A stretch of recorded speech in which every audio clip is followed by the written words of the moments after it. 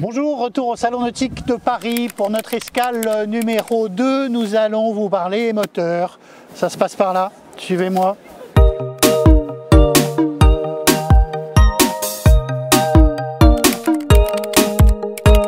Et oui, après un premier épisode consacré aux voiliers, nous voici à nouveau au parc des expositions de la Porte de Versailles, direction cette fois-ci le hall numéro 4.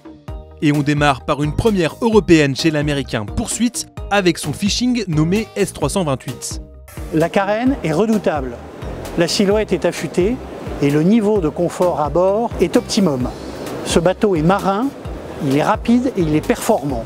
Le Poursuite S328, un peu plus de 10 mètres de long, est proposé avec au maximum 4 fois 425 chevaux, histoire de filer à 50 nœuds sur les zones de pêche et de revenir très rapidement au port s'il y a du grabuge. Concurrent de Boston Whaler, le S328 est réputé pour être un petit peu moins cher.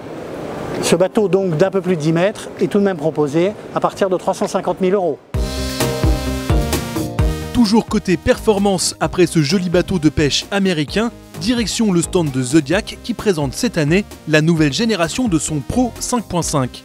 Au nautique, impossible de faire l'impasse sur les semi-rigides, un secteur extrêmement dynamique et plein d'innovations.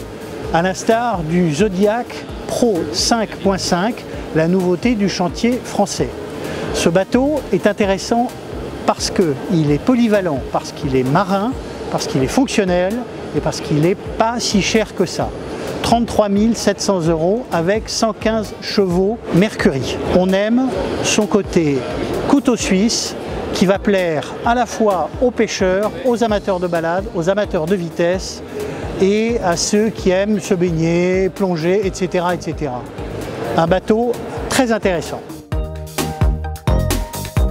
La visite se poursuit chez un autre constructeur nautique français, Beneteau, qui dévoile un nouveau-né dans la gamme Swift Roller, pour qui on avoue avoir un petit faible. Devant nous, le modèle Swift Roller 44. Derrière nous, le nouveau modèle, le Swift Roller 47, un peu plus grand. Pour nous en parler, notre ami Thomas Gaillard, en charge du développement de la gamme Swift Roller. Bonjour. Bonjour Thomas, le 47 en deux mots? 47 en deux mots, bateau plus grand, qui va plus vite, qui va plus loin. Quelle taille? 14,74 m, 4,50 m de large, c'est-à-dire un petit peu plus grand que le 44. En longueur, on a 80 cm. On a 25 cm de plus en largeur, ce qui paraît pas beaucoup. Mais quand on voit le bateau, on voit vraiment la différence et l'incroyable largeur, l'incroyable volume que ça apporte au bateau. Niveau volume, combien de cabines à bord? 3 cabines, 2 salles d'eau, cabine propriétaire avec toilettes et douches séparées, ce qui est un grand confort pour nos clients.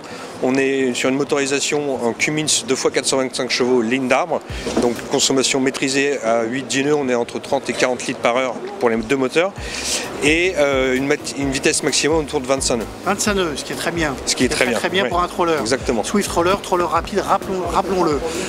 Des efforts qui ont été faits sur les volumes, mais aussi sur la luminosité à bord, semble-t-il. Exactement, c'est-à-dire qu'on a présenté pour la première fois un troller avec l'intérieur clair, ce qui est une petite révolution dans le monde troller où d'habitude on a des intérieurs très sombres en teak ou en mahogany. Ici là on le présente en chêne, il est aussi disponible en teak, mais le chêne en fait, là où je suis très agréablement surpris, c'est que ça plaît énormément à nos clients. Même les clients du 44, ils me disent ah en fait c'est très bien comme ça. En fait, c'est clair, c'est simple. Voilà, okay. Ça ramène beaucoup de lumière dans l'intérieur du bateau. D'accord. Les premiers modèles seront disponibles à partir de... On reprend la production donc la semaine prochaine et les premières livraisons seront autour du mois de mai. Au mois de mai donc, un beau printemps à bord d'un Swift Roller 47. Exactement. À quel tarif? Alors tout équipé, on est entre TTC entre 700 et 800 000 €. 700-800 000 €. Ouais. Merci beaucoup Thomas, merci, à bientôt. C'est tout pour aujourd'hui, on espère que cette escale parisienne à la découverte des nouveautés moteurs vous aura plu. Mais on revient très vite avec un épisode consacré à Réa Marine, un chantier naval basé à La Rochelle, plein de jolies surprises.